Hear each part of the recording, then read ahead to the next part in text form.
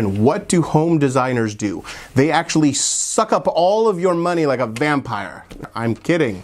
They're actually very, very helpful. For those of you that don't know, I was on House Hunter's renovation, and we had a designer come in and redo my entire kitchen down from the studs. So they basically designed out the entire kitchen, where the sinks go, where the refrigerator goes, so on and so forth. And they brainstorm with you, and you come up with this grand idea of what the kitchen's going to look like, because some people just, they don't have that creative mind to come up with the idea, and so a designer helps out a lot. And then from there, they talk with the contractor, let them know what your ideas are, and at the end, you got yourself a nice, beautifully designed kitchen, which is what we had.